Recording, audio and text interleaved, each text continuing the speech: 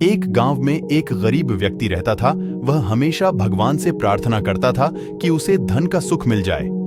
इसीलिए वह भक्ति करते रहता था, लेकिन उसकी समस्या खत्म ही नहीं हो रही थी। एक दिन उसके गांव में एक संत आए और गांव में ही कुछ दिनों के लिए रुक गए। संत के प्रवचन सुनने के लिए गांव के सभी लोग पहुंचते थे।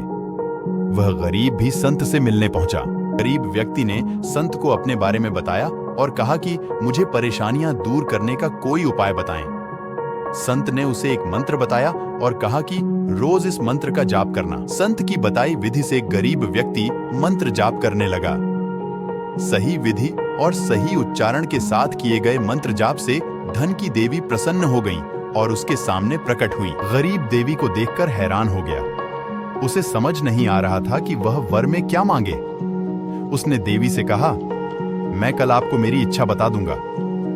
देवी ने कहा कि ठीक है। देवी के जाने के बाद गरीब व्यक्ति बहुत चिंतित हो गया।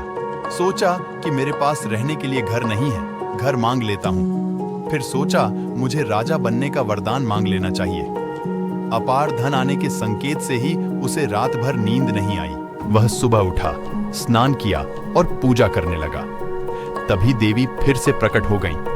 व्यक्ति ने कहा कि देवी, आप मुझे सिर्फ ये वर दें कि मेरा मन आपकी भक्ति में लगा रहे। सुख दुख में हर हाल में मैं संतुष्ट रहना चाहता हूँ। देवी ने कहा कि तुम अपने लिए धन संपत्ति भी मांग सकते हो। भक्त ने कहा कि देवी, अभी मेरे पास कुछ भी नहीं है, लेकिन धन आने के संकेत। मात्र से मेरी नींद उड़ गई। मुझे ऐसा धन नहीं चाहिए जिससे मेरी सुख शांति खत्म हो जाए। देवी प्रसन्न हुई और उन्होंने कहा, तुम जैसा चाहते हो वैसा ही होगा।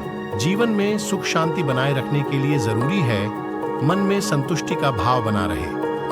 अगर असंतुष्टि रहेगी तो मन हमेशा अशांत ही रहेगा। अशांत मन की वजह से काम में मन नहीं लग पाता है।